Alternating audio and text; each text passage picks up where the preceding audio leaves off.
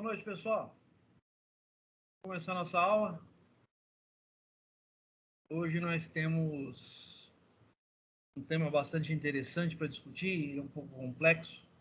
Então, peço muita atenção de vocês, tá? É um tema que envolve, aliás, todos os temas praticamente que nós vamos discutir de agora em diante, de uma forma direta ou indireta, eles envolvem redes bayesianas. Então, a gente vai envolver muito ainda falando sobre o teorema de Bayes. Vamos discutir bastante ainda sobre algoritmos bayesianos, algoritmos genéticos, né? Então, em especial, a disciplina do que vamos discutir hoje, ela tem um preâmbulo, tá? Uma introdução para que a gente possa entender do que se trata. É um assunto complexo. Eu selecionei um vídeo para a atividade de vocês que enfatiza o uso, né, dessas técnicas, tá? No final eu vou mostrar para vocês lá na atividade, tá bom? Mas eu peço, por favor, muita atenção, tá? E eu reforço que vocês acompanhem de perto, tá? Qualquer dúvida que surja, pergunta. Vamos tentar encaixar isso de uma forma que vocês possam compreender, tá bom?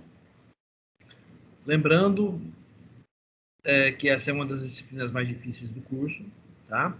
Então eu vou tentar ser o mais claro e objetivo possível, tá bom? Vamos em frente, então. Hoje a gente vai discutir inferência. Vamos ter uma breve introdução do que é inferência, tá? Vamos falar sobre inferência estatística e, por fim, vamos falar sobre inferência bayesiana. Lembra que eu falei que hoje a gente ia acabar discutindo alguma coisa que tem a ver com o teorema de Bayes e com as redes bayesianas. Então tá aí, inferência bayesiana, tá? Então vamos lá. Vamos começar discutindo inferência. O que é inferência? Então vamos lá. Sabemos que argumentos são raciocínios lógicos, que podem ser corretos ou incorretos. Todo raciocínio dedutivo envolve pelo menos uma premissa e uma conclusão. Uma premissa, uma proposta, uma ideia. Um pensamento que leva a uma conclusão lógica. Muito bem. Há argumentos formados por apenas uma premissa e uma conclusão. São as inferências.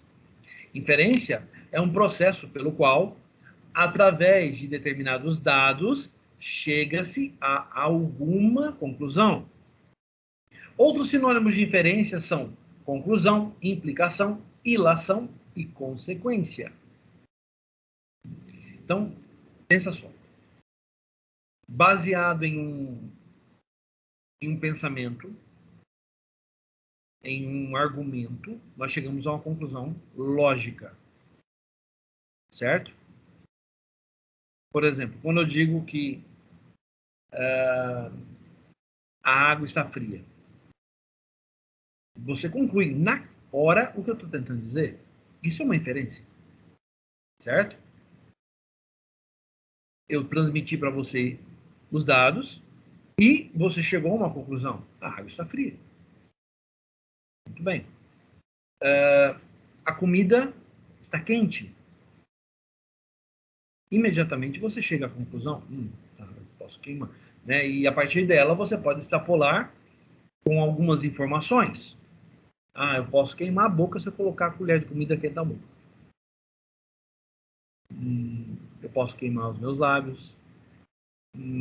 Eu tenho que tomar cuidado ao servir, porque se eu pegar na panela eu vou queimar minha mão. Entende? Então, a partir de uma única informação, de uma única amostra de informação, você chegou a uma conclusão lógica. Isso é uma inferência. Correto? Muito bem. Compreendendo isso, vamos seguir em frente. Certas inferências são imediatas, são diretas, como esses exemplos que a gente acabou de citar. Inferência imediata é aquela na qual a conclusão surge como consequência necessária da premissa. Eita, vamos entender. Por exemplo, vamos considerar o seguinte enunciado, ó. Todo mamífero é vertebrado.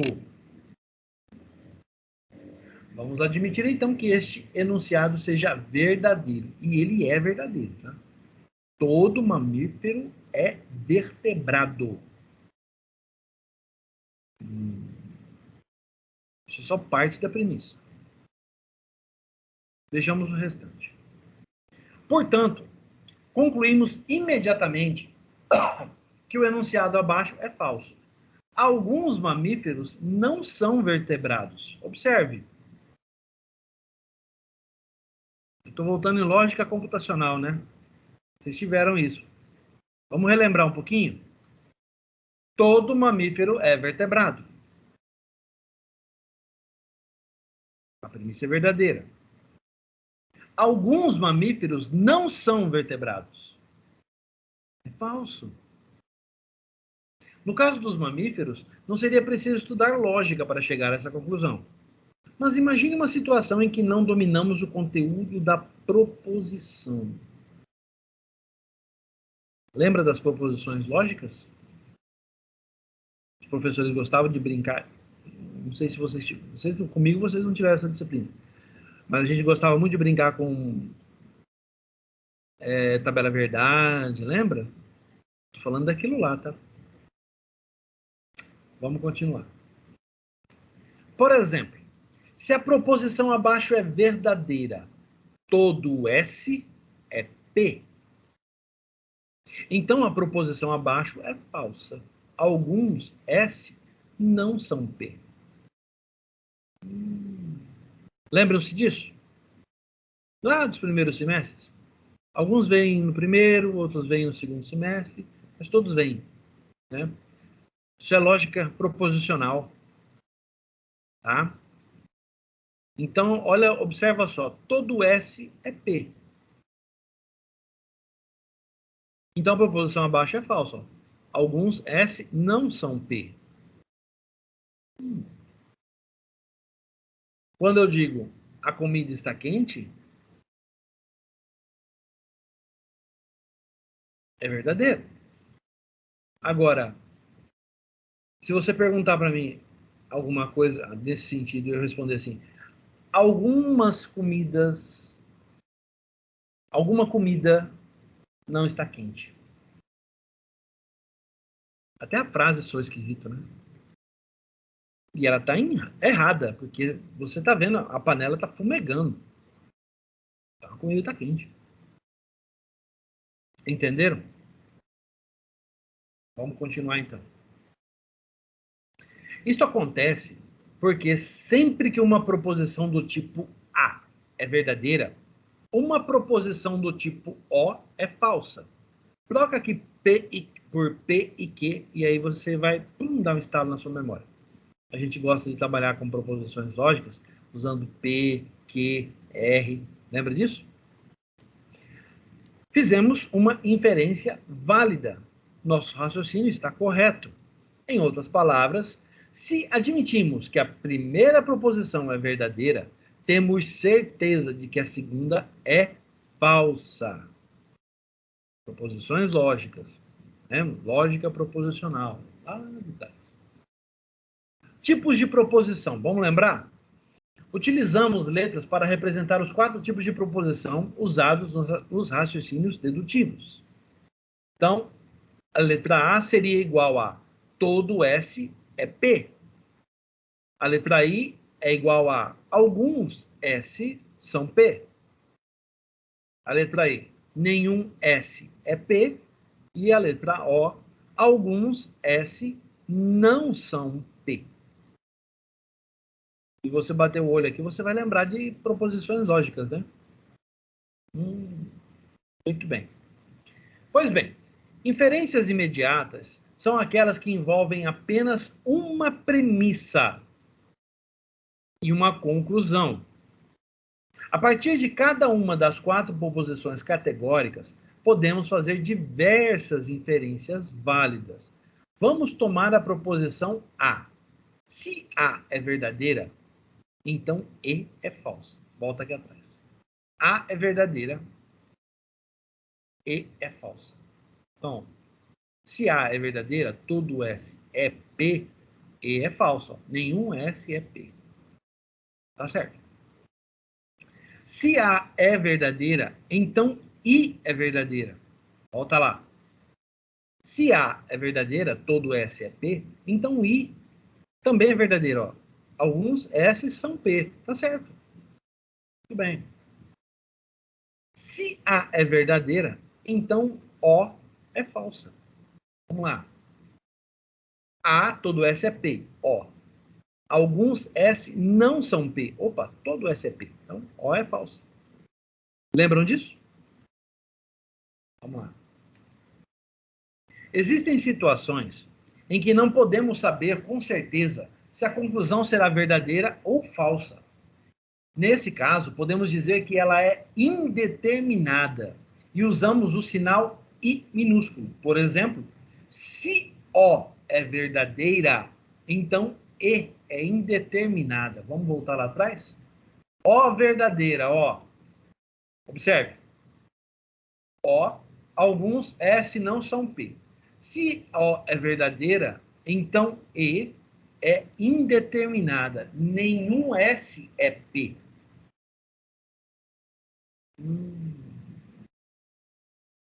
Consegue observar? Vamos voltar lá então. Porque se tomamos o enunciado do tipo O verdadeiro, alguns S não são P, tanto pode acontecer que o enunciado E correspondente, nenhum S é P, seja falso ou verdadeiro. A conclusão da inferência pode ser verdadeira ou falsa. Observe, alguns deputados do Congresso Nacional não são paulistas. Verdadeiro. Nenhum deputado do Congresso Nacional é paulista. É falso, dada a primeira proposição. Certo? Nossa, achei que nunca mais fosse estudar isso, professor. Pois é. Mas pode ocorrer também esta outra situação. Alguns deputados do Congresso Nacional não são estrangeiros. É verdadeiro. Nenhum deputado do Congresso Nacional é estrangeiro. Também é verdadeiro. Eita! Lembrando sempre que alguns significa em lógica pelo menos um, e não apenas alguns. Vamos repetir a proposição para ver se a gente entende. Ó. Alguns deputados do Congresso Nacional não são estrangeiros. Então, de acordo com a teoria, alguns em lógica significa pelo menos um. Vamos substituir pelo menos um deputado do Congresso Nacional, pelo menos um deputado do Congresso Nacional não é estrangeiro. Tudo bem. Agora, embaixo.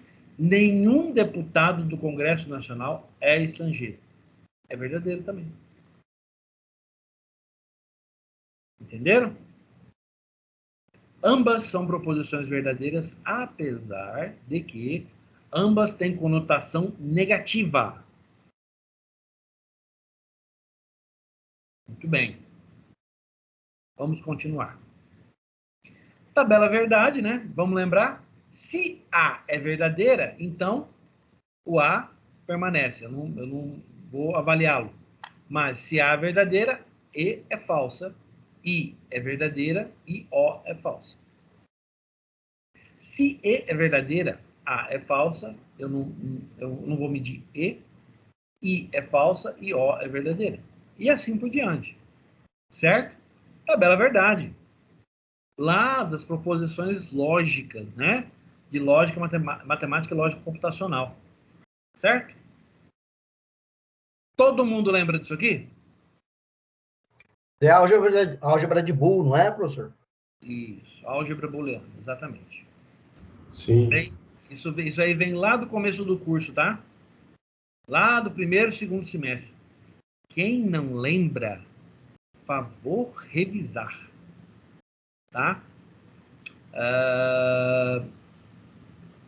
Tem vários cursos, tá? Eu posso indicar alguns se vocês quiserem, tá? Por exemplo, quando eu dei essa disciplina, eu utilizava, só um instantinho que eu tenho salvo isso aqui, ó. Lógica e matemática computacional, tá? Eu usava,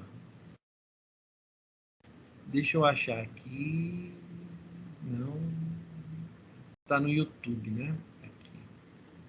Curso de lógica, raciocínio lógico, tabela verdade. Deixa eu ver se é esse aqui, vou tentar esse aqui, um dos dois. É isso mesmo, esse cara aqui. Muito bem. Esse rapazinho aqui, ó, professor Dani, tá? Do canal Aprove Matemática. Ó, quem não lembra, dá uma olhada nisso aqui, tá? Se vocês quiserem, eu coloco esse endereço disponível para vocês na apresentação. Deixa eu já colocar, tá? Deixa eu colocar. Eu vou fazer a edição em quente aqui para vocês, tá? Vamos lá? Ó. Vou colocar aqui para recordar, né? Para recordar.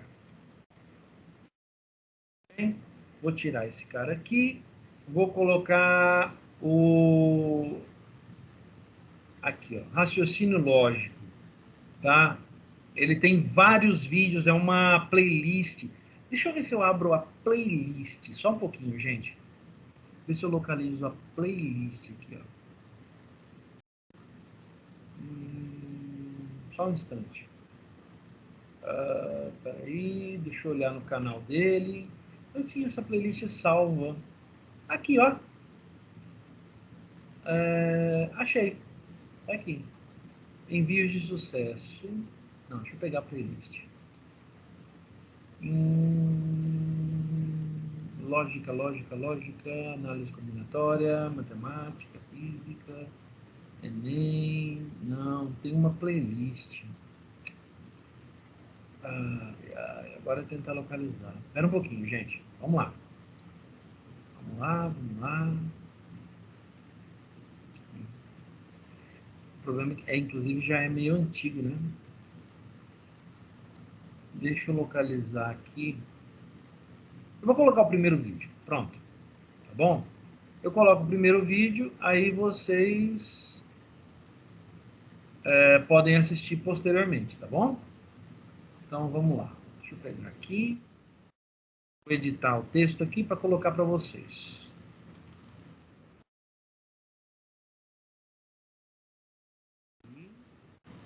Deixa eu tirar aqui.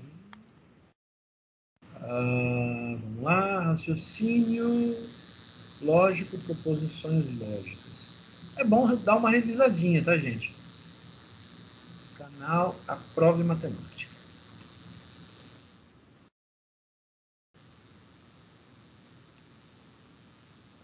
Prontinho, ó. Montei aqui para recordar, ó. Tá aqui. Vai estar disponível para vocês, tá bom? Aí,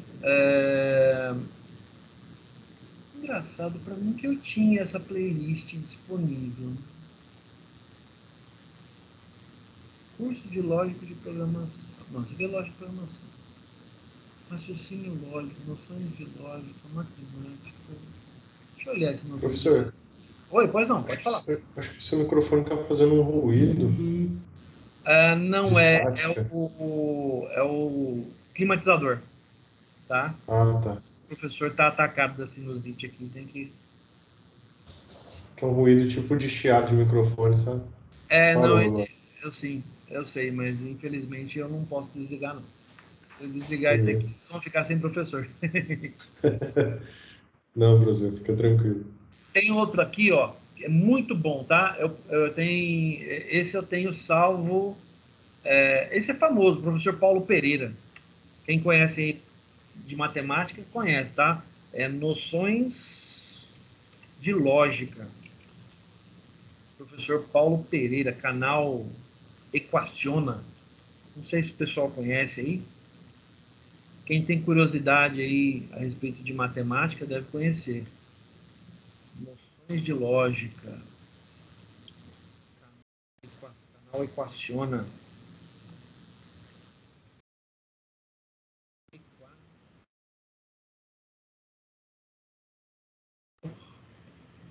Paulo. Isso aqui não é obrigatório não, tá, gente? É só para vocês poderem, quem quiser dar uma olhada, dar uma revisada nesse conhecimento, né? Porque já faz bastante tempo, né? Isso aqui é do primeiro semestre, né? Então, às vezes, a gente esquece, faz parte, né? Vou deixar pronto aqui para vocês, tá? Beleza. Vamos subir aqui, então, pronto. Muito bem. Tá aí. Pronto, vai estar disponível para vocês lá no PDF, né? Lembrando que assim que terminar a aula, eu publico para vocês. E está disponível também em vídeo lá no YouTube, para quem quiser assistir. Tá bom? Bom, vamos continuar? Agora a gente vai para o próximo passo. Inferência estatística. Envolve probabilidade. Estamos chegando próximo do que nos interessa. Tá bom? Então vamos lá. Deixa eu fazer só uma coisinha aqui, gente. Só um instante. Eu vou procurar para complementar para vocês. Vou colocar aqui. Inferência estatística. O que é inferência estatística? Legal. Que bom, ó. Vou colocar um vídeo para poder ajudar vocês, tá? Eu sei que esse tema é muito complexo, mas esse aqui é um exemplozinho bastante interessante, tá? No final dessa parte eu coloco, tá bom? Então vamos lá, vamos falar a respeito disso aqui. Inferência estatística. É um ramo da estatística cujo objetivo é fazer afirmações a partir de um conjunto de valores representativo, uma amostra, sobre um universo, uma população.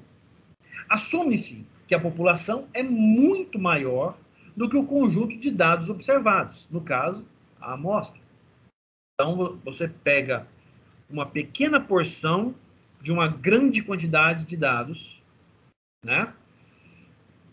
E com base nessa amostra, você consegue realizar inferências estatísticas para obter probabilidades baseado em dados dessa amostra. Professor, isso aí não tem a ver com aqueles dados que a gente fornece lá na rede bayesiana quando começa o processamento? Tem sim, tem tudo a ver. Tá? Vai fazendo a analogia, tá, gente? Vai ligando os pontos. Tá bom? Vamos continuar. Tal tipo de afirmação deve sempre vir acompanhada de uma medida de precisão sobre sua veracidade. Para realizar este trabalho, o profissional estatístico coleta informações de dois tipos: experimentais, que são as amostras, e aquelas que obtém na literatura. As duas principais escolas de inferência são a inferência clássica ou frequencista e a inferência bayesiana. Olha o teorema de Bayes aparecendo de novo. Muito bem, a gente vai falar aqui, nesse momento, da clássica e depois eu vou falar da bayesiana. Tá bom? Então vamos lá. A inferência estatística é geralmente distinta da estatística descritiva. A descrição estatística pode ser vista como a simples apresentação dos fatos, nos quais o modelo de decisões feito pelo analista tem pouca influência. É natural que análises estatísticas avancem indo da descrição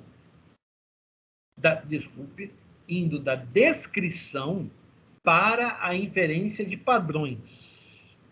Então, você pega um conjunto, uma população. Pode ser uma grande quantidade de dados, uma massa de dados. Dela, você tira uma amostra. Certo? Você tira uma amostra. E aí, você, em cima dessa amostra, você consegue obter um conjunto de descrições, de valores. Correto?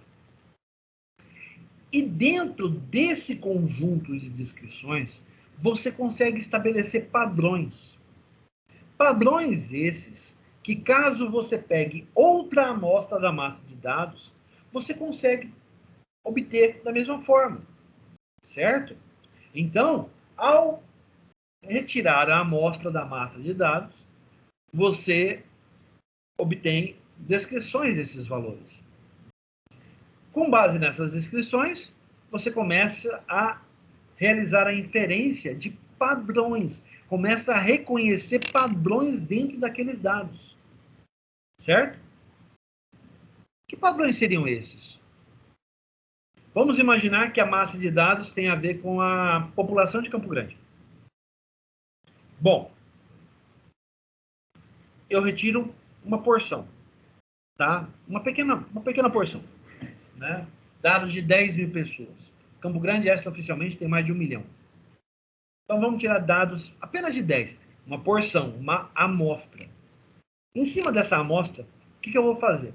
Eu vou olhar para ela e falar, dessas pessoas, eu estou observando aqui que algumas têm carro, outras não. Algumas andam de ônibus, outras andam de moto, outras andam de bicicleta, outras andam a pé. Reconhece aí um padrão? Pessoas que têm carro, que têm moto, que têm bicicleta, pessoas que se locomovem com transporte público e pessoas que andam a pé. Se eu pegar uma outra porção dessa amostra, eu não vou ter a mesma visão? Ela não se aplica? Então eu consigo retirar informações de uma amostra, realizar e através de reconhecimento dessas descrições, eu começo a reconhecer padrões. Esses padrões nada mais são do que um processo de inferência. O problema, gente, é que isso é natural para nós, seres humanos. Como fazer o mesmo para as máquinas? Como fazer as máquinas reconhecerem padrões, estabelecerem padrões, realizar essa inferência e, a partir desse momento, começar a aplicar esse mesmo conjunto de padrões em outras porções de amostras da massa de dados.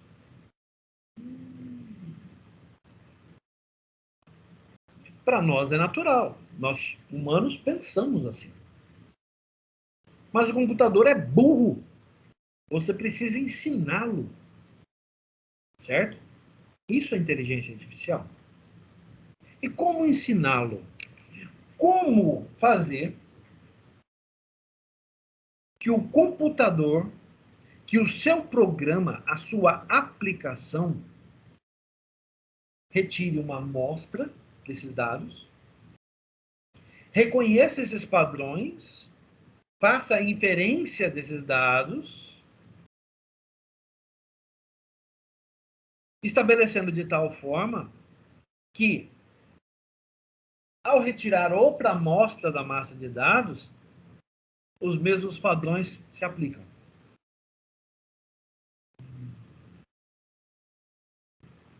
Esse é o problema. Vamos continuar. A descrição estatística pode ser vista como uma simples apresentação dos fatos nos quais o modelo de decisões feito pelo analista tem pouca influência. Já vimos isso. É natural que análises estatísticas avancem, indo da descrição para a inferência de padrões, é o que estávamos discutindo. Essa última tarefa depende do modelo usado e ou criado pelo analista dos dados. Muito bem. Então, esse é um trabalho para quem? Quem domina a massa de dados que iremos utilizar no nosso processamento? Os analistas de dados. São os profissionais por trás do BI.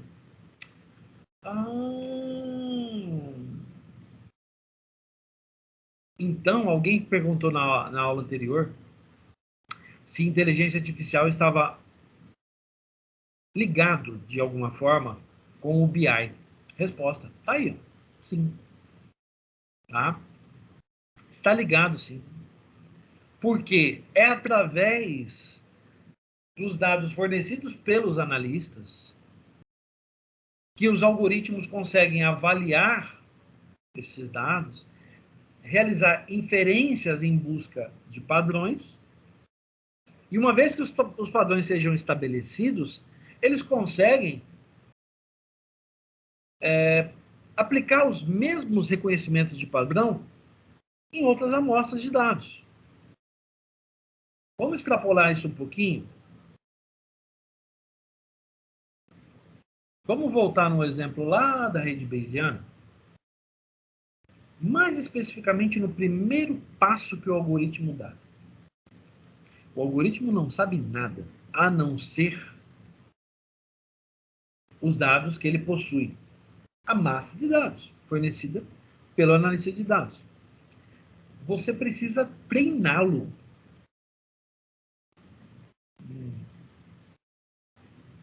Eu poderia fornecer inferências baseadas no conjunto dos dados que está sendo avaliado, para que o algoritmo possa tomar suas primeiras decisões. Você está ensinando a máquina. A partir do momento que você dá um empurrãozinho inicial, ele começa a acumular informação.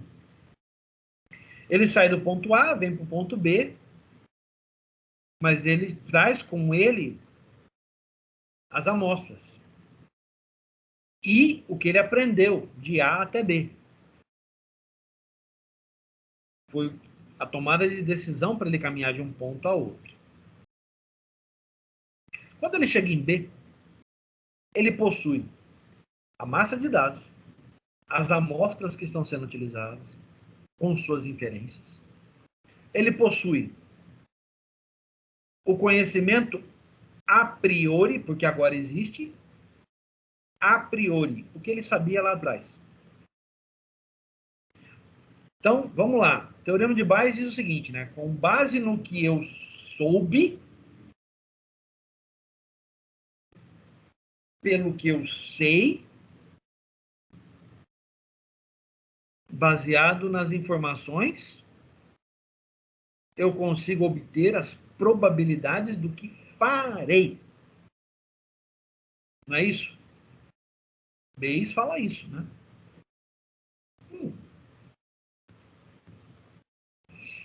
Então faz sentido, começa a fazer sentido, eu disponibilizar inferências para que o algoritmo compreenda de maneira mais fácil o que ele vai fazer. Não faz sentido? Eu tenho uma massa de dados, eu retiro a amostra, com base nessa amostra, eu monto um conjunto de inferências, que são os padrões que eu reconheci. Pego esses padrões, essas inferências, e passo para o algoritmo. Seriam as variáveis que o algoritmo possui. Então, o algoritmo agora tem as inferências, que seriam os padrões reconhecidos, a massa de dados, que serve para qualquer eventual nova pesquisa, e eu dou um empurrãozinho. Baseado nessas inferências que eu te dei, escolha um caminho. Ele avalia e ele dá um passo. Ele vai do ponto A para o ponto B. De A para B. Ao chegar em B, de acordo com Bayes, ele tem a experiência anterior. Ele tem as inferências, que são as variáveis do algoritmo. Ele tem a massa de dados. Com base em tudo isso, ele consegue calcular probabilidades do que fará o a posteriori. Entenderam onde se encaixa a inferência aí? Reconhecimento de padrões. Isso é fácil para nós, mas para a máquina é complicado. Quem é que fornece as primeiras inferências? O programador. Certo? A pessoa que está treinando a máquina, a pessoa que está fornecendo o conjunto de dados que vai servir para treinar o aplicativo, o algoritmo. Tá certo? Muito bem. Vamos seguir em frente, então. Por favor, mantenham a mente sempre ligada para que a gente possa fazer essas conexões, tá? Vamos olhar para trás do que a gente viu em Bayes e daqui para frente a gente vai citar muito ele. Se alguém tiver alguma dúvida ou quiser dar algum exemplo, fique à vontade. Sabe que eu enfatizo isso, tá bom? Então vamos seguir em frente. A inferência estatística faz proposições sobre um universo, uma massa de dados, usando dados tirados de um universo com algum tipo de amostragem. Eu fui lá dessa massa e tirei tanto, uma amostra. Em cima dessa amostra eu consigo obter, realizar inferências, reconhecer padrões que são aplicáveis em outras porções dos dados. Certo? Vamos seguir em frente.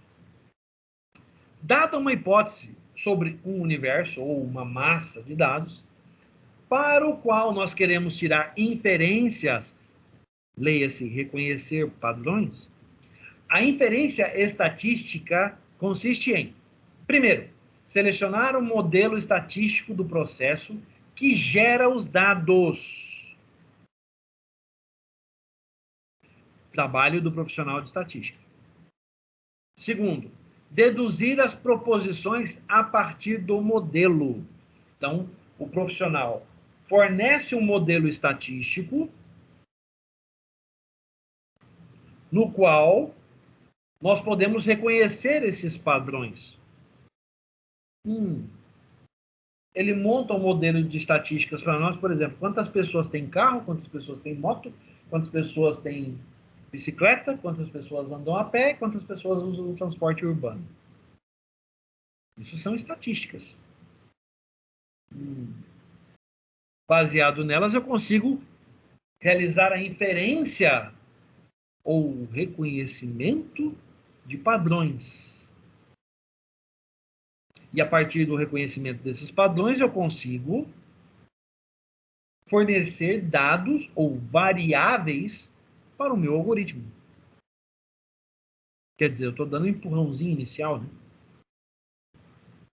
A conclusão de uma inferência estatística é uma proposição estatística.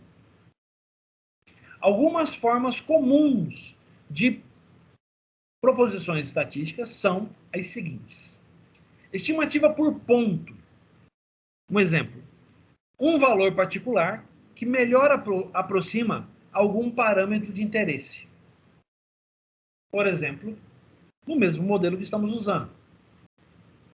Baseado nesses dados, é possível afirmar que cada família de Campo Grande possui, em média, 2 carros. Não é à toa que tem tanto carro na rua.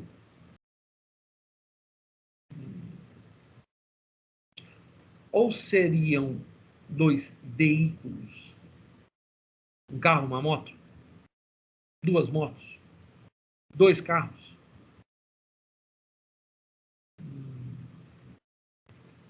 Vamos lá. Estimativa por intervalo. Por exemplo, Um intervalo de confiança, ou estimativa por conjunto. Da massa de dados, retiro uma amostra que me traz, por exemplo, no reconhecimento de padrões, nas inferências realizadas, eu pude observar que 70% possui veículos a motor. De onde eu tirei essa estimativa?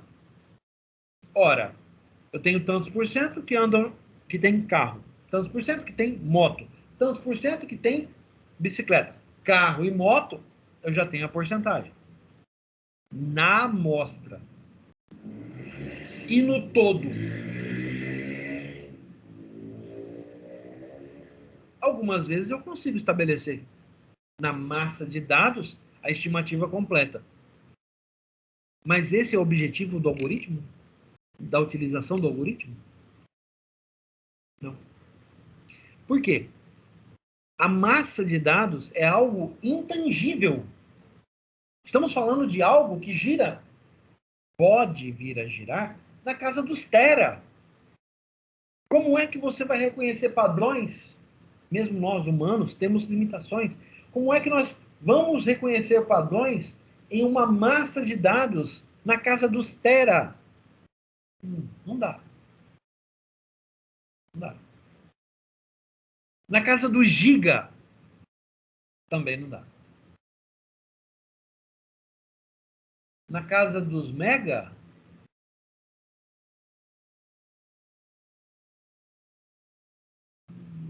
ainda é muito.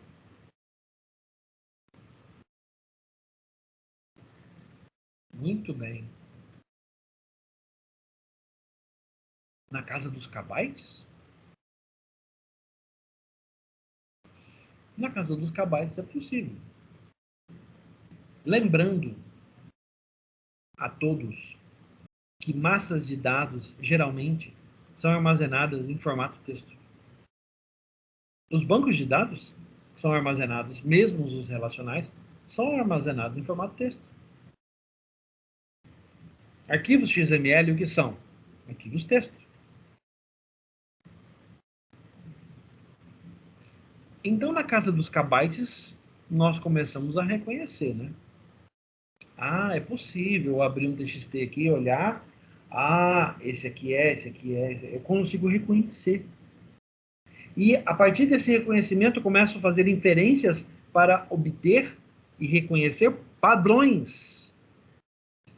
Mas olha o quanto eu desci. A minha amostra humana é na casa dos K. Os kbytes.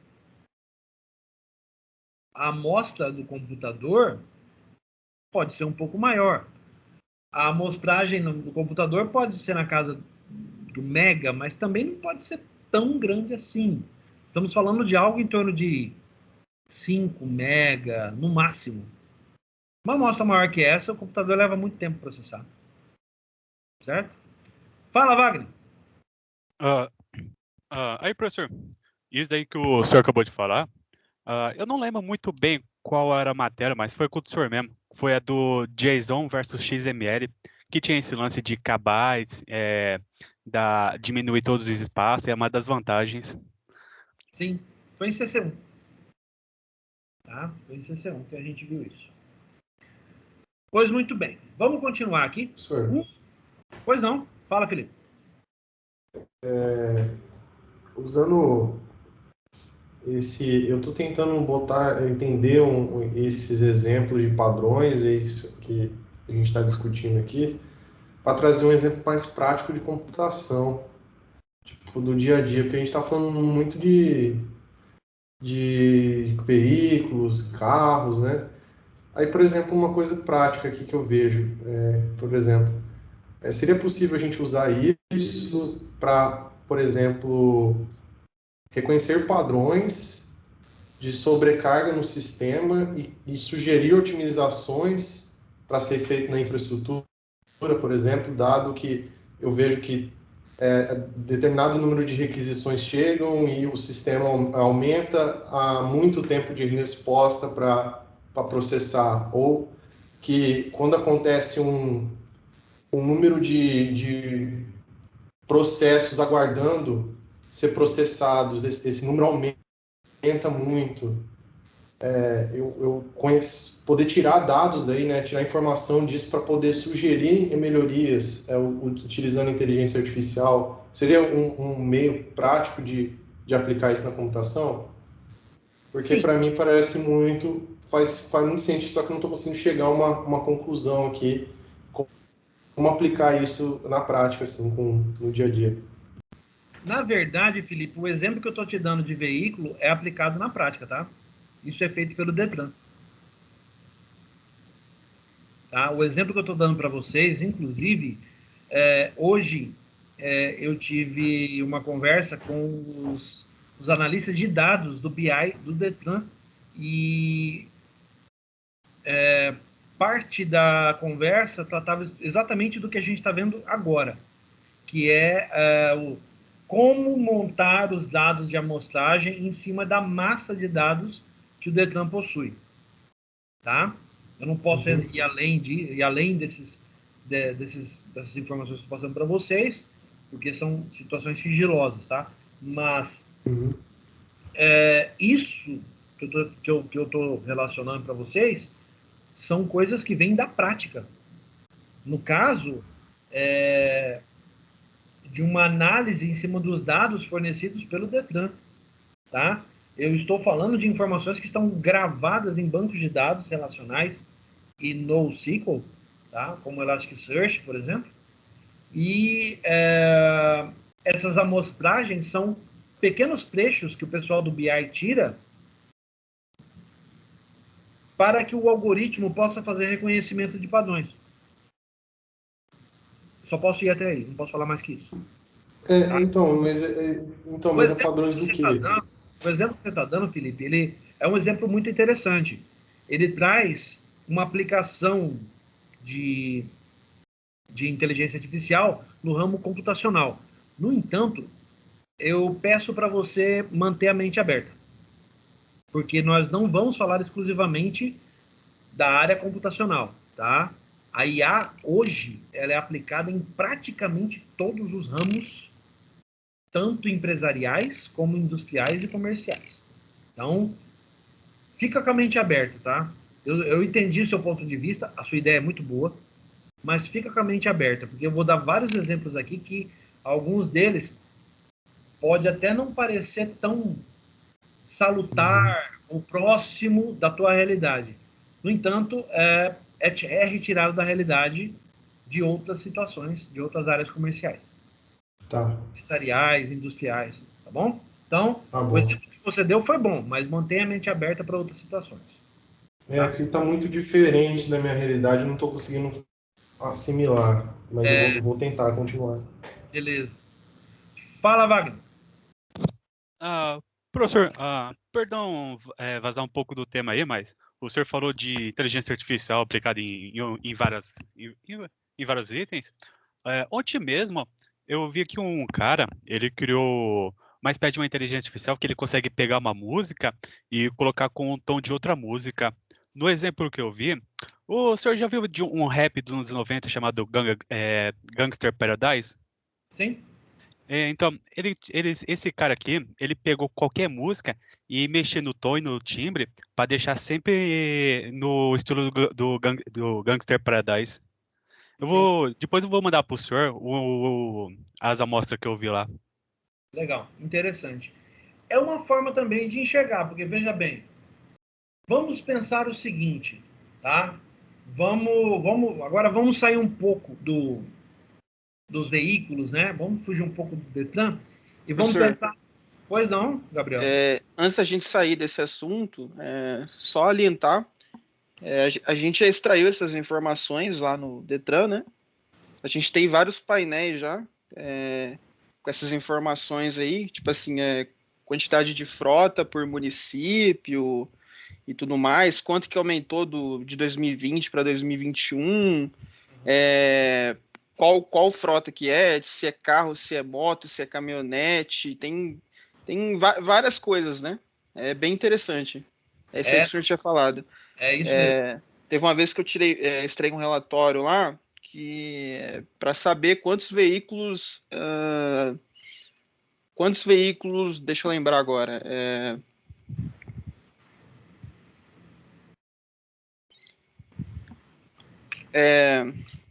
elétricos que tinham, entendeu?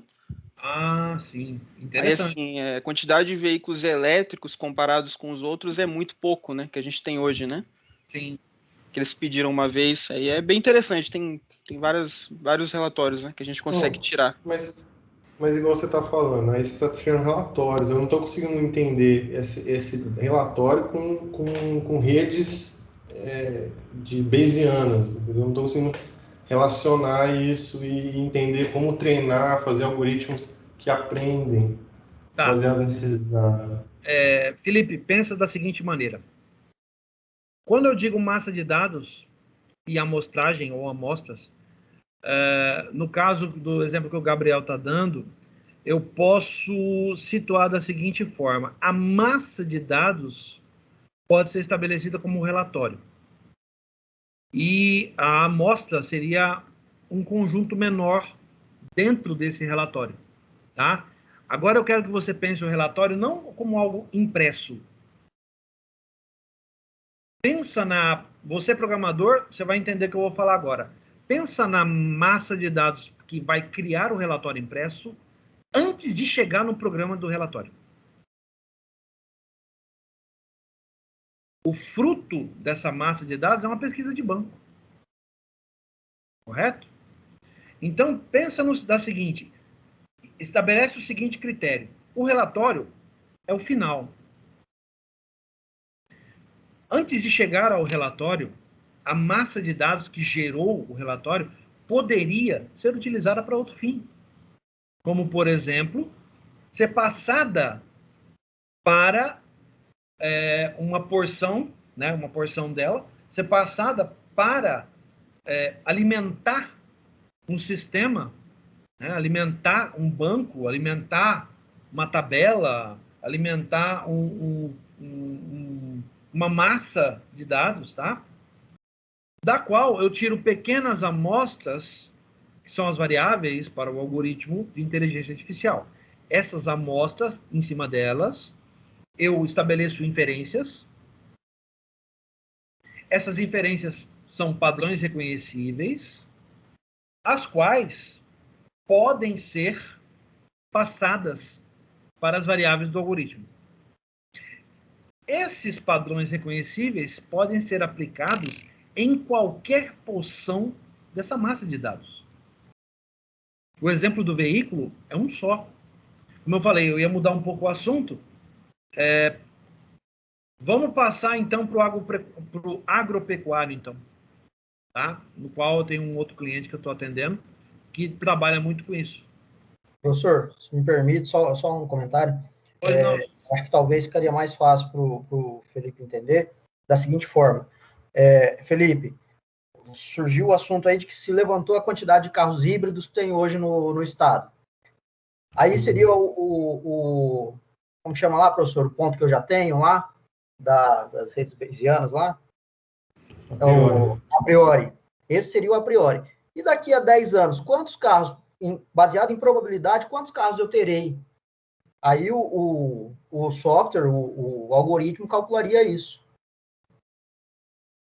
É uma forma bem rudimentar, mas é uma forma de entender. Que aí é só o teorema, né? É só o teorema de Bayes, mas aí como a rede bayesiana, pelo que eu entendi, é várias condicionais ligadas. Sim. Certo? Sim. Então aí que Tá, vamos lá. Cada uma dessas condicionais, a rede bayesiana, ela pode ser especificada como um grafo. Certo? Aonde, em cada ponto, em cada nó, eu espero que vocês tenham tido teoria de grafos, tá? Se não tiveram, isso aqui vai ficar extremamente complexo para explicar, mas vamos lá, vamos tentar entender. Você tem um grafo. Cada ponto desse grafo, né? Deixa eu pegar um desenho para tentar explicar para vocês de uma maneira mais clara. Só um minuto, gente.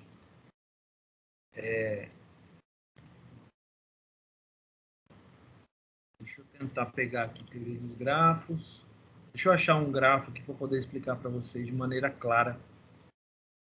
Senão vocês não vão entender. Estou vendo que vocês já não estão entendendo. Esse era meu medo.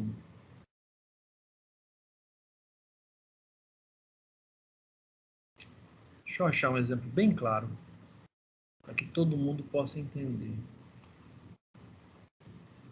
Aqui, achei. Ah, olha, esse aqui é melhor ainda.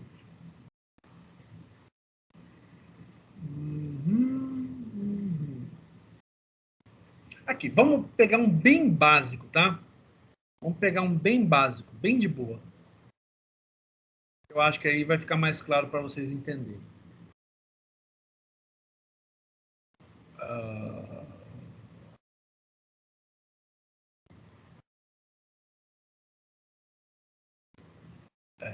Pode ser esse aqui mesmo.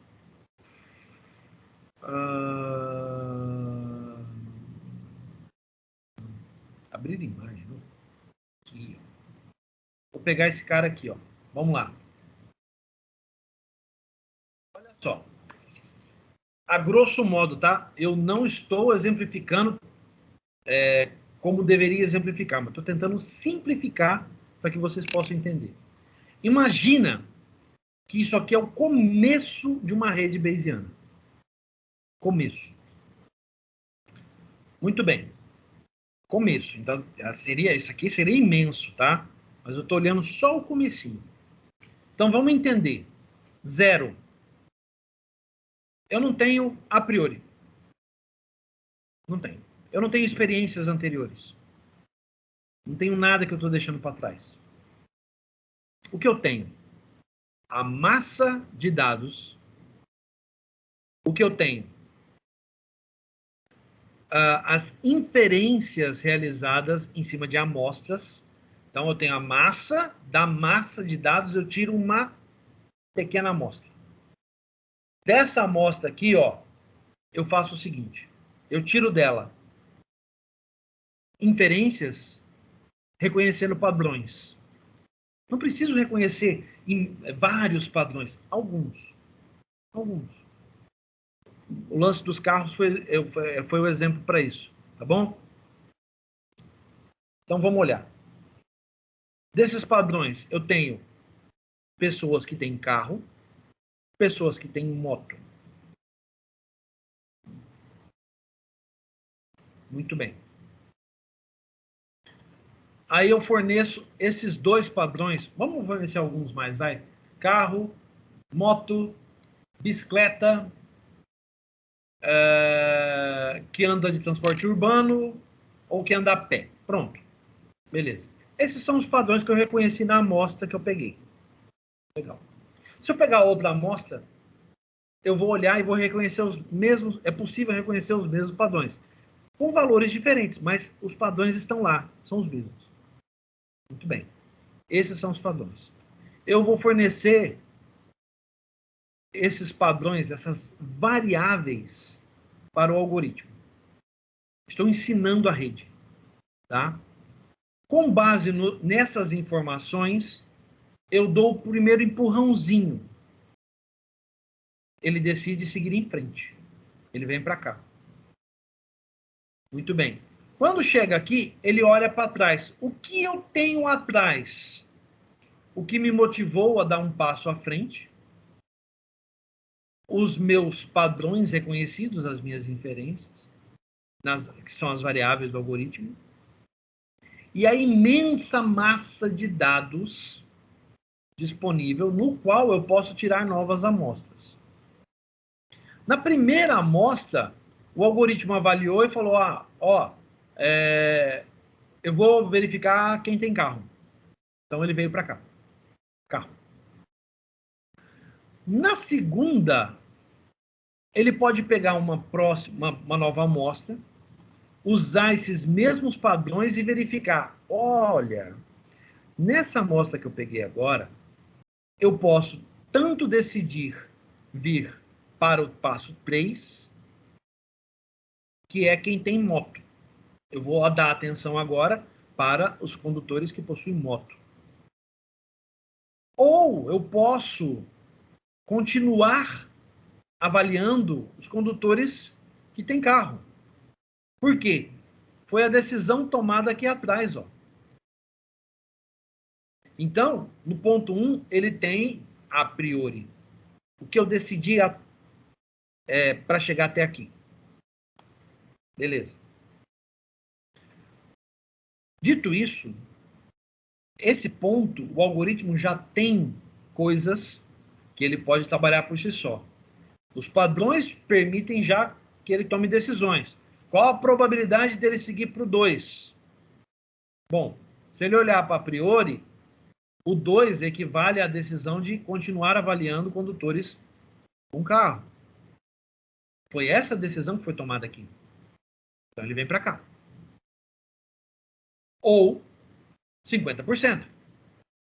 Decisão de avaliar condutores que têm moto. Muito bem. Se ele vir para cá, ele vem para o passo 2. No passo 2, ele olha para trás. O que ele tem a priori? A decisão que ele tomou para vir para cá. Mais o que ele aprendeu desde aqui. Então, a decisão que ele veio para cá, a probabilidade, né, dele ter vindo para cá, mais o que ele aprendeu em 1, mais o que ele aprendeu em 0. Então, quando ele chega aqui, qual a probabilidade dele continuar para 4, que é continuar avaliando condutores de veículo, de carro? A probabilidade é grande, porque de 1 para 2 ele já tomou essa decisão. De 0 para 1, ele também tomou essa decisão. Então, a probabilidade de vir para cá aumenta. Aqui era 50-50. Ele desconsiderou os outros. Aqui, aumenta mais ainda. Com base em uma terceira amostra que ele está observando. Aqui, ele olhou uma amostra. Aqui, ele olhou a segunda. Aqui, ele está olhando a terceira. Os padrões não mudaram. Os padrões são os mesmos. O que mudou foram as probabilidades em cima desses padrões. Então, a possibilidade dele vir para cá, que é para trabalhar com veículos, né, com carros, né, a atenção aos condutores de carro, salta, aumenta, vai para... Ele só tem 2, né? As outras 2 estão sendo desconsideradas. Então, aumentou e vertiginosamente. Veio para quanto? 75. Aqui estava em 50. Eu pensei num modelo hipotético. Oi, desculpa interromper. Só que eu pensei no modelo hipotético, acho que eu estou entendendo. Digamos que eu estou no Detran e eu quero fazer um programa de educacional para motoristas. Em cima dos tipos de motoristas que são mais infratores, no caso, o tipo de veículo. Sim. Daí eu vou ter veículos de carro, veículos de moto, bicicleta, e aí eu preciso analisar minha massa, né, de todos os motoristas, e eu quero saber quais são os mais infratores para daí seguir com, no final, ter a decisão de qual programa que eu vou fazer de educacional. Sim. E aí, como é que funcionaria? Então, eu coloco no ponto 0 a massa total de motoristas, e aí ele pega uma porçãozinha lá. Então, eu tenho lá 1 trilhão de motoristas, por exemplo, é muito dado. Ia demorar muito tempo o banco processar, fazer uma query, né? Uhum. Então, a gente ia fazer isso via InterBA. Daí, a gente coloca 1 trilhão, eu pego, tipo, uma amostrinha de 100. Aí, desse 100... tem 10% de infrator de carro. Daí ele pega e rebalanceia para o próximo nó. Aí ele pega outra amostra, mais 100. Aí aumentou, tem 20% de infrator de carro. E aí ele vai se tendendo a seguir para o carro. E se conforme vai no final, vai tendo outras variantes, ele vai colocando em outros nós. E aí no final, o nosso algoritmo vai estar treinado quando eu chamasse ele e falasse qual que vai ser o meu programa, baseado na porcentagem ao ponto que ele ia tomar a decisão. Vai falar carro. Porque 80% da análise foi de carro. Isso mesmo, Felipe. Muito bem. Você entendeu direitinho. Show. Agora ficou claro para mim. Claro, entendeu agora? Gente, é normal, tá? Isso aqui é complexo pra caramba. Eu sei disso, tá? É normal ter essas dúvidas. Na turma passada, eu tinha 2 alunos só. Eu repeti essa explicação aqui do grafo 4 vezes. Cada uma dando um exemplo diferente. Eles foram entender na última. Normal. Cada aula eu parava meia hora só para explicar isso aqui. Rede Bayesiana é extremamente complexa. Para entrar na sua cabeça, para você compreender ela, depende disso aqui exclusivamente. Professor, pode falar. Basicamente, a IA ela pega as estatísticas que o BI gera para tomar decisões depois, né? É mais ou menos isso, né? Sim. E essas decisões podem, por exemplo, como o exemplo que o Felipe deu, pode ser uma decisão educacional. O Detran vai investir em educação para que tipos de motoristas? Primeira probabilidade, ele joga tudo no gráfico e ele vai dando para você as respostas. Primeiro, motoristas de carro.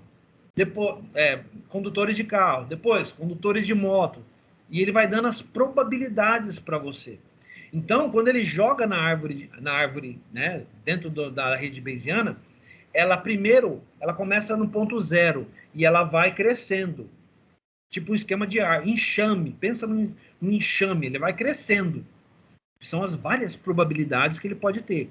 Com o tempo, isso vai diminuindo até o ponto que chega a resposta que você quer. Quantos por cento chegou no final que é condutor de carro? 70. Quantos por cento chegou no final que é condutor de moto? 30. Foram as 2 respostas que ele te deu, mas baseado em uma massa de dados, né? O exemplo que o Felipe deu, excelente exemplo, é isso mesmo, tá? Uma massa de dados, da onde ele tira a amostragem para cada ponto do gráfico que ele está. Certo? Beleza? Oi, Everton, pode fechar sua câmera.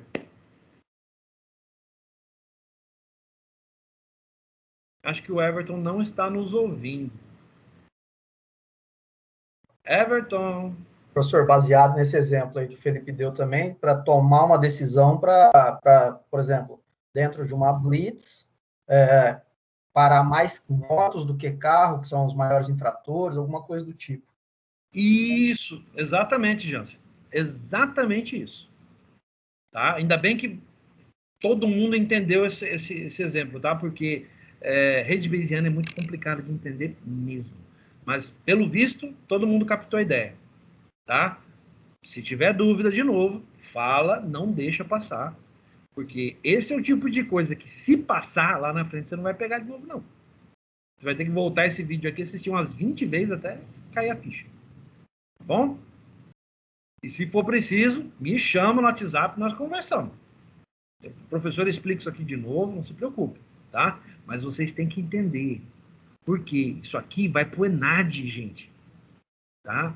E eu conheço muito bem o Felipe, suficiente, ele e o Gabriel eu estou conhecendo agora, mas também deve estar pensando nisso, o Jansen também, o Wagner, como é que dá para aplicar isso aqui? Já deve estar matutando alguma coisa, né? Muito bem, muito bem, muito bem. Vamos em frente, tá? Vamos em frente. Bom, vamos lá, vamos continuar. Continuando nas formas de proposições estatísticas, tá? A gente tem intervalo de credibilidade. Exemplo, um conjunto de valores contendo, por exemplo, 95% de crença posterior. Intervalo de credibilidade foi justamente o que a rede bayesiana forneceu para nós agora. Se você muda o conceito e aplica, por exemplo, em processo de cedência de crédito em instituição bancária, se você alimenta a massa, você consegue obter, por exemplo, uma lista de probabilidades de possíveis clientes que se encaixem. Pessoas que possam receber propostas, né, de crédito cedidas pelo banco. O banco faz muito isso, não é verdade? Rejeição de uma hipótese, falou, não, esse aqui não vai nem a pau. A gente teve um exemplo, né? Uma amostragem na qual o carro vencia em detrimento da moto. Beleza, rejeita a hipótese da moto, vai só no carro e pronto. Certo? E por fim, clustering, ou classificação de pontos de dados em grupos. Aqui é um pouco mais complexo, aqui é bem estatística mesmo, tá? Como que você vê isso aí? Vamos imaginar que a rede Bayesiana, ela não dê apenas duas respostas, mas ela comece o algoritmo aplicado e a massa de dados começam a gerar resultados diversos, tá? Nos quais as probabilidades variam entre uma possibilidade e outra. Ah, pode ser carro, pode ser moto, pode ser trator, pode ser... E aí vai, né? Vários tipos de veículos. Muito bem. Dentro dessas probabilidades, você consegue reconhecer agrupamento e informação. Agrupamentos de informação. Por exemplo, treinamento para condutores de caminhão, condutores de carro, é o mesmo do que os condutores de moto. Treinamento para condutor de moto é diferente. Né? Processo educativo, né? É diferente. Então, as várias respostas que o algoritmo vai dando, você começa a reconhecer e agrupar. Então, olha, você está rodando um processo de inferência na saída do algoritmo. Isso normalmente não acontece, tá, gente? Porque geralmente a rede Bayesiana ela te dá a resposta de um a dois conjuntos específicos, né, de resposta. Mas caso a rede esteja mal calibrada, o que é possível, né? Eu imagino que vocês devem se lembrar de redes neurais e sabem que a calibração da rede neural ela depende exclusivamente do algoritmo que está sendo repassado e do que está sendo cobrado da rede. Muito bem. E se não lembra, não tem problema, que a gente vai discutir isso aí mais uma vez, só que dessa vez de outra forma. Tá? Que são as redes neurais profundas. Deep Learning, né? Machine Learning. Nós vamos discutir isso mais para frente. Calma. Muito bem. Chegamos à cereja do bolo. A inferência bayesiana. Tudo que fala de Bayes, ele sempre vem assim. Um determinado ponto tem uma carga de coisas que eu aprendi, de coisas que eu sei, e baseado nisso, eu consigo dizer o que eu vou fazer. Toda vez que falar de Bayes, vocês pensam dessa forma. Tá bom? E a inferência? O que é? Bom, a inferência a gente já sabe, né? Uma proposição na qual eu consigo reconhecer um padrão. E a mistura dos dois? A inferência bayesiana. Eu poderia dizer que se encaixaria em algo como reconhecimento de padrões baseado em informações anteriores? E na situação atual? Vamos continuar. No contexto de redes bayesianas, o termo inferência, também conhecido como atualização de crença, belief updating, é comumente utilizado para referenciar a atualização de probabilidades por toda a estrutura da rede, dada um conjunto de evidências, entenda evidências como padrões. Ou seja, trata-se de um mecanismo para cálculo da distribuição a posteriori de probabilidade para um conjunto de variáveis, dado um conjunto de evidências ou padrões, ou seja, variáveis aleatórias com valores instanciados. Vamos em frente.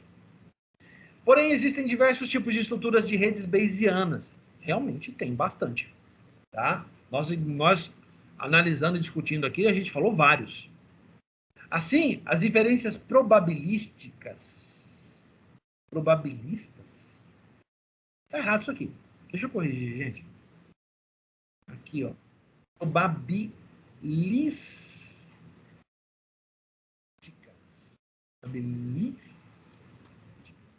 Isso. Agora tá certo. Beleza.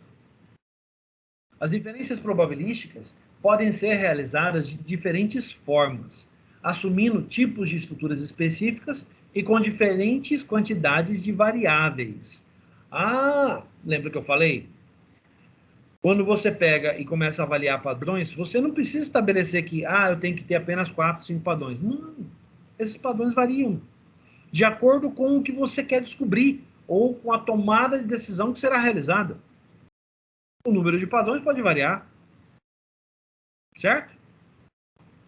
Entretanto, existem fortes fatores que dificultam o processo de inferência, como a complexidade da estrutura em análise e o número de variáveis. Mais uma vez, se você tem uma massa muito grande de dados, ao retirar a amostra e começar a reconhecer muitos padrões, fica difícil se você encher de padrão, né, encher de vários, e colocar vários padrões, para que o algoritmo possa avaliar esses padrões em uma dada amostra. É complicado para ele fazer isso. Certo? Muito bem. Ou seja, para poucas variáveis de uma estrutura gráfica dirigida acíclica, que nós chamamos de DAG, não complexa, a propagação das probabilidades pode ser facilmente calculada. Poucas variáveis e uma estrutura gráfica dirigida acíclica. Acíclica, eu não vou ter loop na rede. Não vou ficar repetindo estados. Eu vou sempre em uma direção. Eu não volto para trás. E mesmo que eu voltasse, eu voltaria, mas aquele estado não é o mesmo que eu fui anteriormente, que eu estava anteriormente. Não, já é outro. Então, ele enxerga tudo como um novo estado, um novo nó na minha rede ou no meu grafo. Certo?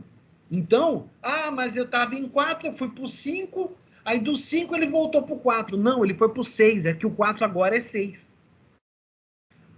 Ele segue somente na... Ele não entra em ciclo, não tem looping, não existe repetição.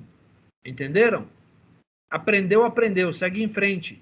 Mesmo que o em frente seja voltar num ponto lá atrás. Mas que para ele não é o mesmo ponto. Porque, convenhamos, a gente já entendeu que a cada ponto do algoritmo, a cada ponto desse grafo, ele está mais inteligente. Ele aprendeu mais. Ele está mais maduro, vamos dizer assim. Muito bem. Se ele está mais maduro, ao retornar a um ponto lá atrás, não é mais o ponto 4. Ele estava no 4, foi para o 5 e voltou para o 4 de novo? Não. Agora é o 6.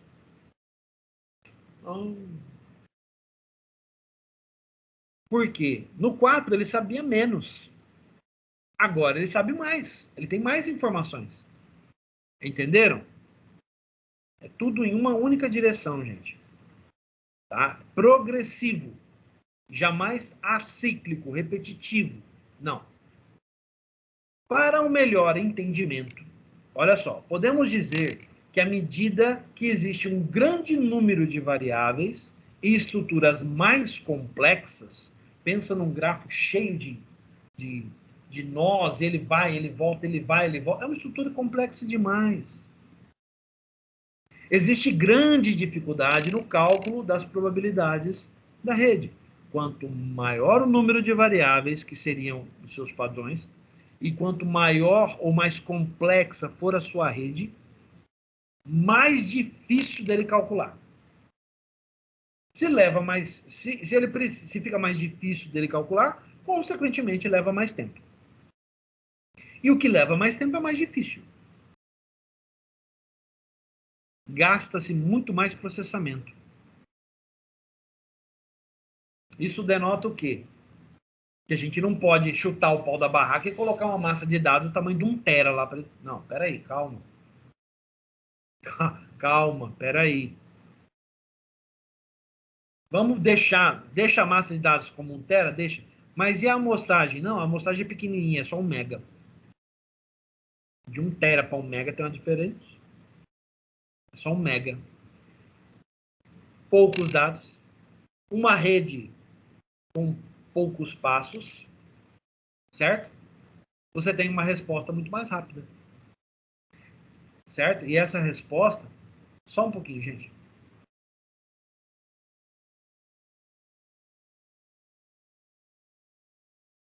Perdão. E essa resposta, ela pode ser como? Se cada amostragem trabalhada te dá uma visão do todo, eu não vou ter um passo muito grande ou uma rede muito grande para trabalhar essa decisão. Se ele for, eu não vou precisar processar aquele 1 tera. Não. Eu estabeleço o número de amostras que eu vou usar. Por exemplo, eu vou usar 1000 amostras. 1000 amostras.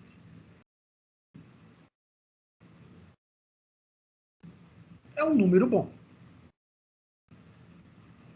Vamos lá. Eu vou usar 1000 amostras. Consequentemente, quantos nós do grafo eu tenho? 1000 e 1. Porque o primeiro é o chute inicial, né? Então, 1000 mais 1.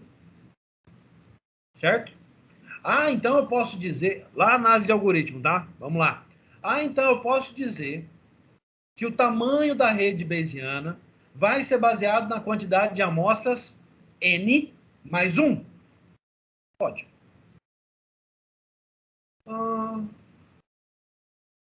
E quantas vezes vai rodar? Quantas vezes você quer que rode? A primeira vez que roda, ele dá um valor, uma probabilidade para você. Deixa eu rodar de novo, mas dessa vez com outras 1000 amostras, para ver se o cálculo está se apresentando de maneira correta e objetiva, né? Se eu estou conseguindo alcançar. Aí você põe para rodar de novo, mas dessa vez com 1000 amostras diferentes. E você obtém um resultado. Esse resultado pode ser bem próximo do primeiro, como pode ser também completamente diferente do segundo, né? O primeiro deu uma porcentagem muito grande para carro. O segundo deu uma porcentagem muito grande para moto. Opa! Eu posso rodar de novo. E de novo. E de novo. Até eu ter uma amostragem adequada, né? Eu rodei 10 vezes, dessas 10, 7 foram para carro, 3 para moto. Se você rodou 10 vezes e você usou 1000 amostras, você tem 10 vezes 1000. Você usou 10.000 amostras em uma massa de dados de 1 tera e obteve um resultado específico. Entenderam? Isso aí porque no próprio teorema de Bayes lá, ele tem o cálculo do falso positivo e negativo, né? Que pode acontecer. Isso, exatamente. Até isso ele prevê, né? Beleza, vamos continuar então. Um pouco de história, vamos lá. Em um trabalho publicado em 1999, os pesquisadores Roberto Ligeiro Marques e Inês Dutra consideram que existe maior dificuldade quando o problema é modelado de forma complexa, ou seja, quando a estrutura considerada para inferência possui relações complexas entre as variáveis. Foi o exemplo que a gente acabou de discutir? Né? Foi o exemplo que a gente acabou de dar. Assim, em algumas situações, uma rede com apenas uma dezena de variáveis, olha lá, uma dezena de variáveis, pode necessitar de um tempo computacional muito grande para término da inferência.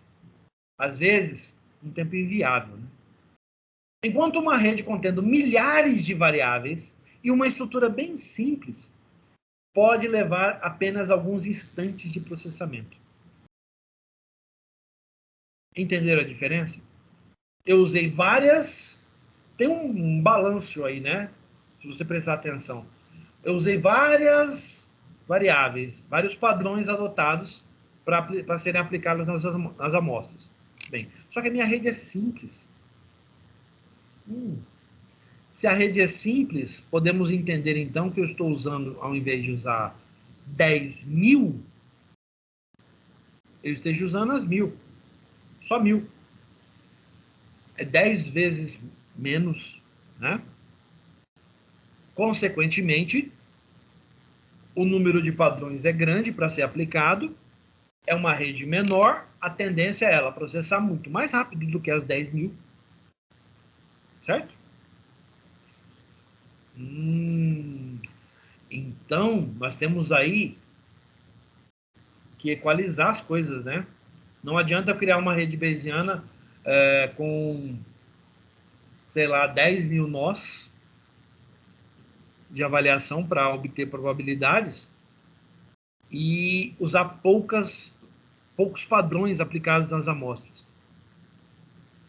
Nesse exemplo que ele está dando, ele usou uma rede menor com um número de padrões maior.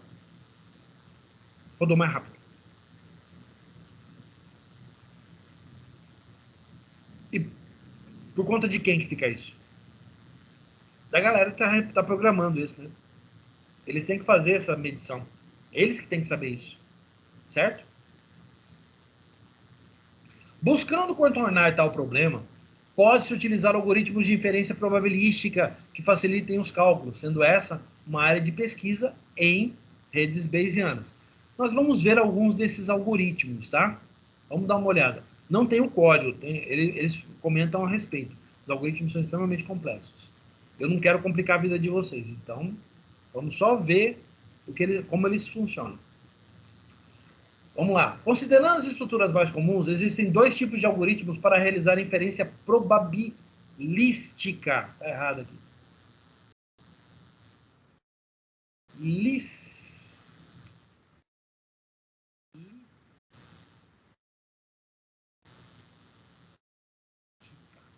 Agora sim. Probabilística, né? Muito bem. Esses são chamados de algoritmos exatos e algoritmos aproximados.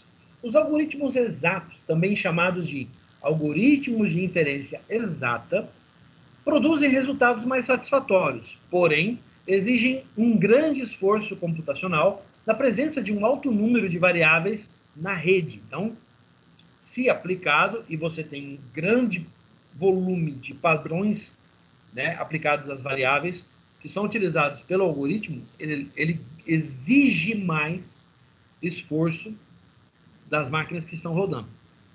Os algoritmos aproximados, também chamados de algoritmos de inferência aproximada, são construídos através de métodos de simulação, tendo uma precisão inferior, porém, maior velocidade de processamento que os algoritmos exatos. São mais rápidos, mas tendem a ter menor precisão. Isso é um problema.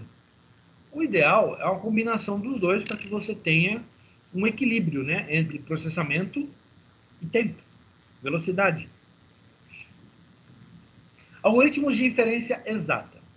Os algoritmos de inferência exata, de uma forma geral, são mais complexos computacionalmente.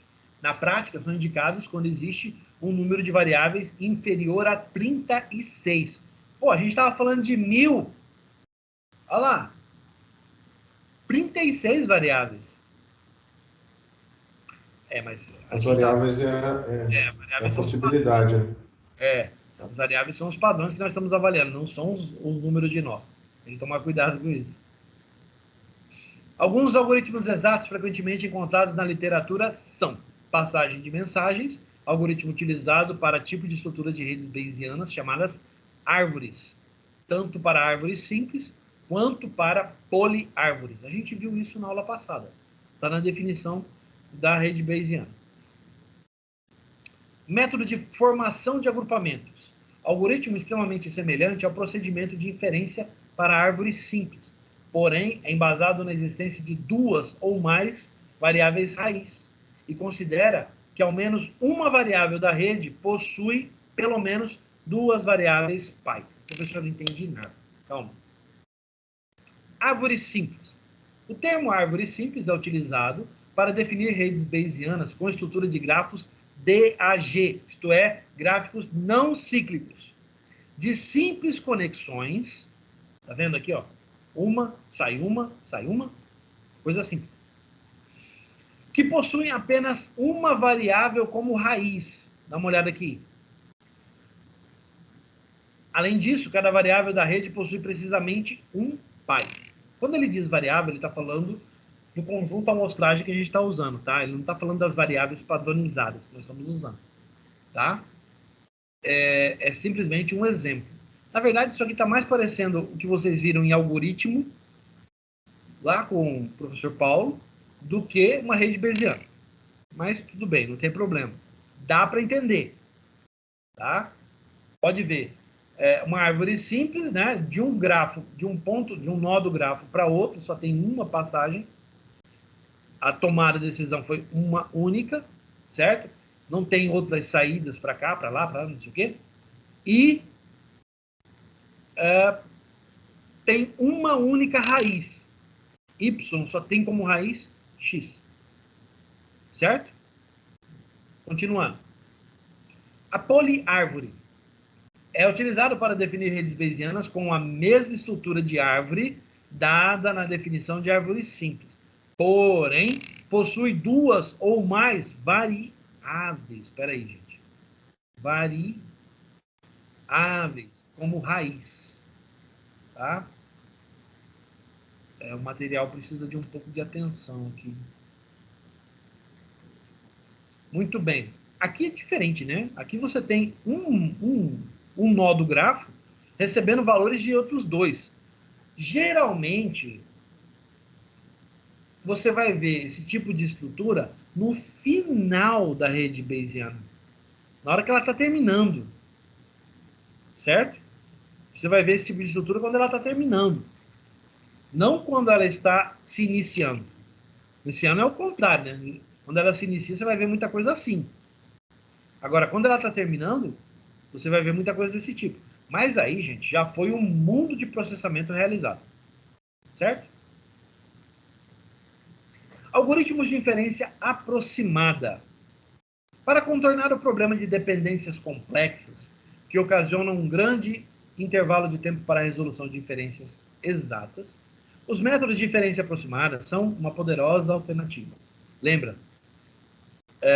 Eles usam poucos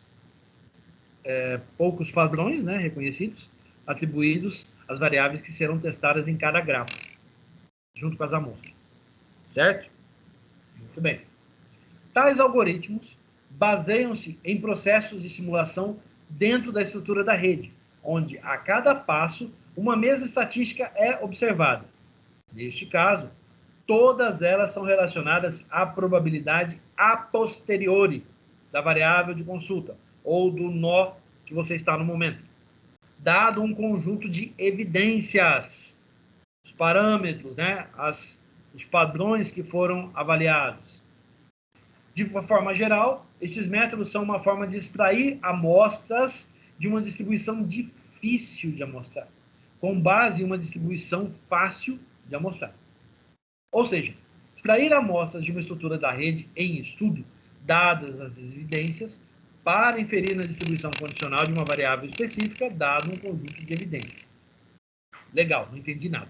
Calma. Vamos lá. Ele parte de uma solução simples, tá? Poucas variáveis aplicadas ao nó da rede para obter o resultado. Com base nisso, ele replica esse comportamento nos outros nós da rede. Como que ele faz isso? Aplicando poucas variáveis padronizadas em cima da amostra que está sendo testada. Certo? Muito bem. Aqui eu resumi o algoritmo super complexo e pouca coisa, tá? Mas tudo para vocês entenderem. Alguns dos algoritmos aproximados, frequentemente encontrados na literatura e citados por Stuart Russell e Peter Norvig em sua obra de 2004 intitulada Inteligência Artificial. Esses caras são os papas da IA, tá? São Amostragem por rejeição. A ideia básica desse algoritmo é percorrer toda a rede, dada a estrutura de arcos e CPTs, os grafos, né? Gerando N amostras e verificando se aquele tipo de amostra é consistente, ou seja, se ela contém a evidência dada. Caso isso não ocorra, tal amostra é rejeitada. Então, ele avalia em cada grafo, tá? Se a amostra que está sendo aplicada, ela pode gerar probabilidades, que são a posteriori, ou não. Vamos supor que a gente pegou uma amostra que seja uma porcaria, não tem nada ali. Todo mundo anda a pé. Pô, eu vou ter que rejeitar aquela amostra, solicitar uma nova para que possa ser aplicada. Isso pode acontecer várias vezes. Então, o algoritmo, nesse caso, avalia a amostra para ver se ela se encaixa no que a gente vai fazer. Se ela não se encaixa, rejeita. Pede outra. Uma árvore de caminhos baratos também é conhecida pela abreviatura CPT, ou Cheapest Path Tree. Em outras palavras, caminhos baratos são os caminhos que consomem menos processamento. A tomada de decisão custou muito pouco. Certo? Provavelmente a amostra veio em sua totalidade apresentando a resposta que ele queria. Então foi fácil ele calcular para ir para outro lugar. Certo? Mais simples. A gente chama isso de caminhos baratos. Ponderação de probabilidade. Eita. Evita o descarte de amostras que ocorre para a amostra por rejeição. Então, o que um faz, o outro desfaz. Desta forma, gera apenas amostras que possuem um valor instanciado da variável evidência, padrão, ou seja, fixa valores para as evidências. E amostra as demais variáveis. Cada evento associado à variável em estudo possui um peso específico, medida pelo produto das probabilidades condicionais para cada variável evidência, dadas suas respectivas variáveis pi. Tá, vamos lá, vamos entender. O que aquele cara faz, que é pegar a evidência, avaliar, não, isso aqui não presta, e rejeita, esse cara não faz. Ele faz o contrário. Ele pega a evidência e ele verifica o seguinte: a amostra de evidência possui, né, pode ser aplicado os padrões dentro da amostra para obter resultados? Não. Então, cria-se um novo padrão baseado nessa amostra. Todo mundo conclui que isso aí não é uma boa, né? Porque se a cada amostra que seria rejeitada eu criar um novo padrão e colocar na variável para que possa ser avaliado no próximo passo, eu vou terminar o algoritmo, ou a rede bayesiana, eu vou terminar a rede lá no último grafo com um sem número aí de padrões estabelecidos. Lógico, eu estou olhando o pior caso, tá? Que é a minha massa de dados não vale nada. Aí denota outra coisa também, que a gente já comentou anteriormente. A qualidade da massa de dados está sendo passada. É aí que a galera do BI entra para poder responder essas questões. Né? E a última, tá? O último de inferência aproximada, Gibbs Sampling. Olha só, a ideia básica deste algoritmo é gerar cada evento a partir do estado atual da rede. Ou seja, podemos imaginar que a rede se encontra em um determinado estado e cada variável possui um valor específico. Então, eu estou andando dentro da rede, parei em determinado nó e eu tenho todas as variáveis específicas. Todos os padrões determinados armazenados dentro das variáveis que estão sendo aplicados para cada amostra. Assim, o próximo estado é gerado por uma passagem aleatória, dependente do estado atual. Para esse tipo de procedimento, as variáveis de evidência são consideradas fixas. Outro algoritmo que eu ficaria com o pé atrás. Vamos lá. Conceitos importantes como a probabilidade de transição e cobertura de Markov, que são conceitos que vêm da probabilidade, são importantes para a aplicação desse algoritmo. Ele exige, então, um nível de processamento muito maior que os outros. No entanto, tal algoritmo não é frequentemente implementado em softwares básicos de redes bayesianas, devido à sua complexidade de manipulação das probabilidades para cada estado da rede.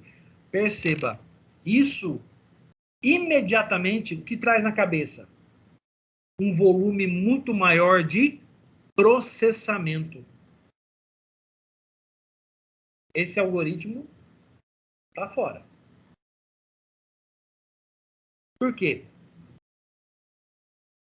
Ele, a cada ponto que ele chega da rede bayesiana, no nó, no grafo da rede bayesiana, ele vai parar, olhar as variáveis, olhar o estado ali, onde ele está naquele momento, e, baseado nisso, é que ele vai gerar o próximo. Tá. Ele vai aplicar, para isso, ele vai aplicar probabilidade de transição e cobertura de Markov, que são duas ferramentas muito importantes da probabilidade, mas que são extremamente onerosas do ponto de vista de processamento. As duas. Por si só o que a gente viu até agora, esse algoritmo, ele é inviável de processar. Tanto que ele até fala que não é utilizado. Na sua concepção mais simples, o que a gente poderia avaliar é que a amostra por rejeição é interessante. Cairia nas nossas ideias até agora, nos exemplos que a gente trabalhou. Eu pensaria em uma combinação de amostra por rejeição e inferência exata. Qual delas?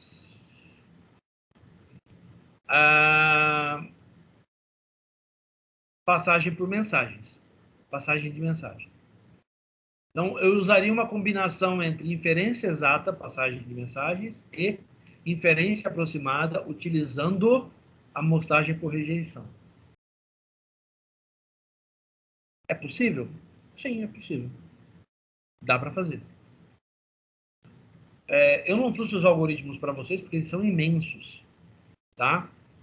E não é bem ao caso, eu não vou cobrar isso de vocês, tá? Se nós tivéssemos tempo, se a nossa disciplina fosse uma disciplina anual, né, com 144 horas de aula e tal, nós poderíamos até implementar isso em Python, tá?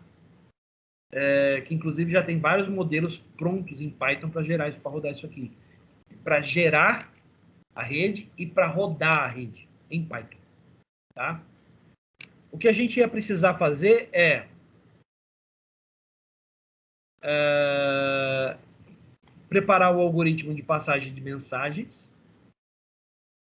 e preparar o algoritmo de amostragem por rejeição. Agora, como que a gente ia aplicar ambas as ideias dentro de uma mesma rede? Sem causar os problemas de processamento que a gente tem nos outros algoritmos. Como que a gente faria isso?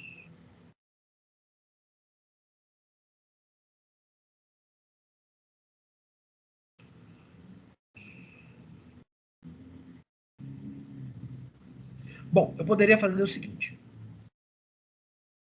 Eu poderia aplicar rejeição logo de cara para saber se a amostra vai ser útil ou não. E aí, eu aplico passagem de mensagens de um grafo para outro, de um ponto do grafo para outro, aonde eu transmito as informações através da troca de mensagens de um ponto para o próximo. Eu mando, por exemplo, eu posso mandar o quê? O resultado de processamento naquele ponto da rede. Tá vendo? Eu posso mandar para o próximo ponto da rede, né, a próxima iteração da rede, eu poderia mandar o resultado de processamento aqui. esse resultado de processamento, no próximo ponto, poderia ser adicionado ao conjunto de amostragem que ele vai testar no ponto. Então, para cada um deles, olha só, ó, bolamos um negócio aqui. Puxa vida. Que pena que a disciplina é semestral e cair no semestre menor que tem. E a gente em plena pandemia. Qual a probabilidade de acontecer?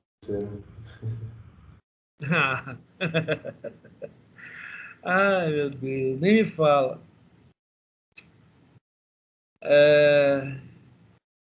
Seria interessante se essa disciplina fosse no primeiro semestre, que é um semestre maior, e que nós não estivéssemos em pandemia. A gente ia para o laboratório e ia rodar isso aqui em Python. Vocês iam ver isso rodando. Só que aí a gente teria um problema. Para rodar uma rede bayesiana de maneira eficaz, primeiro nós precisaríamos de uma massa de dados, né? A gente ia ter que bater na porta lá do CPD da universidade para ver se alguém arranjava uma massa de dados para nós. Ou apelar para o pessoal da veterinária e agronomia lá para ver se alguém arrumava para a gente. Segundo, a gente ia precisar de uma infraestrutura muito boa para poder rodar isso aí. Terceiro, a gente ia poder empregar conceitos que nós vimos lá em sistemas distribuídos. Porque a gente ia precisar criar um barramento, né, para rodar a rede. Para rodar a rede bayesiana. A rede bayesiana tem que rodar num barramento distribuído. Caso contrário, ela é inviável. Rodar numa única máquina, esquece. Botar meu PC para rodar uma rede bayesiana vai dar um rolê. Vamos jantar, vamos no churrascaria aí, bater um churrasco, tomar uma cerveja. É inviável, não tem como. É algo, inclusive, que a gente até ponderou. Não sei se vocês se lembram, lá em sistemas distribuídos, né? O Felipe participou bem da disciplina, ele sabe bem como é que o que eu estou falando, o que eu estou propondo. Seria bastante interessante. Seria muito legal.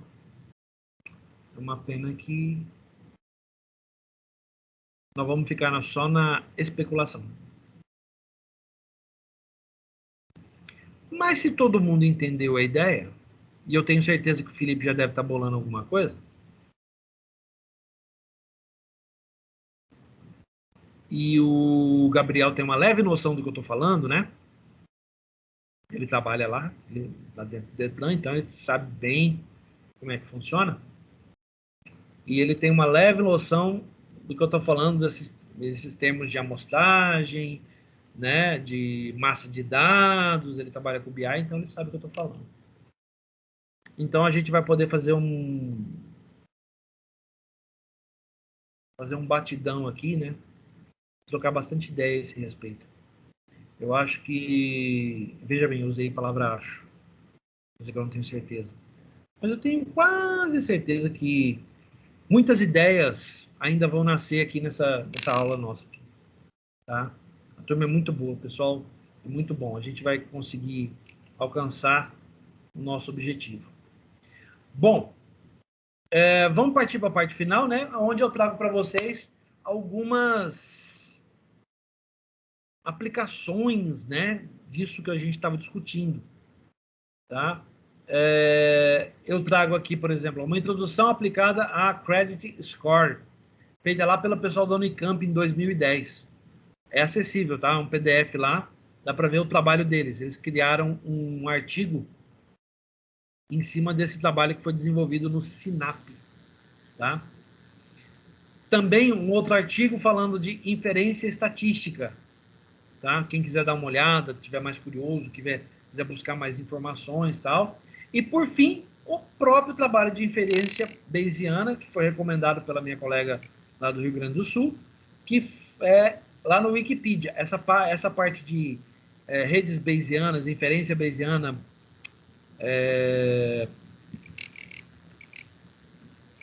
lógica proposicional e estatística é mantida pelo pessoal da universidade, então dá para confiar, tá?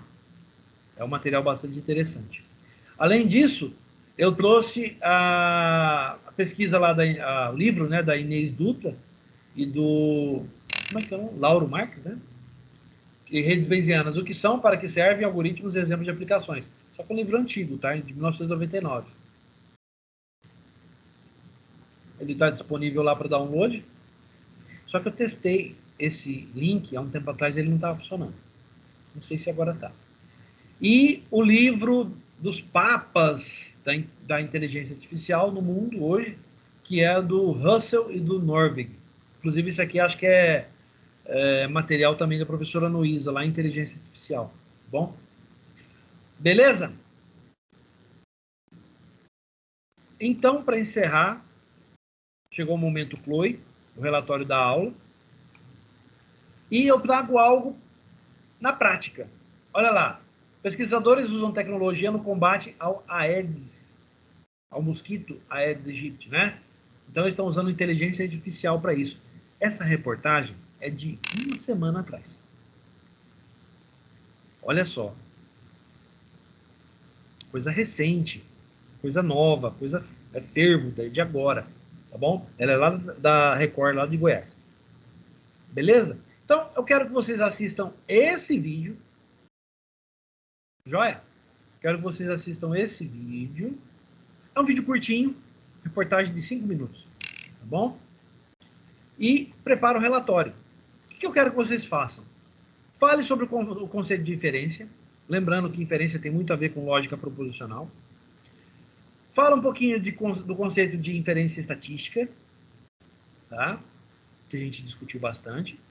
Fala um pouquinho sobre o conceito de inferência bayesiana, né? A inferência probabilística nas redes bayesianas, tá? E um resumo e a sua opinião pessoal do vídeo, da reportagem. Pequenininho, 5 minutos, tá bom? Você vai preparar seu relatório. Não se esqueça de mandar o relatório com cabeçalho, nome, curso, semestre, documento e a disciplina.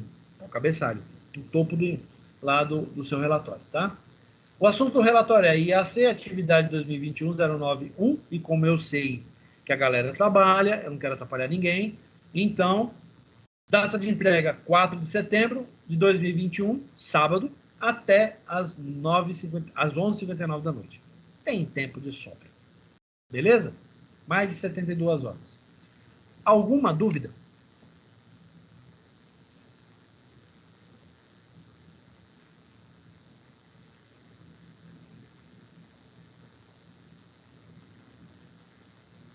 Nada?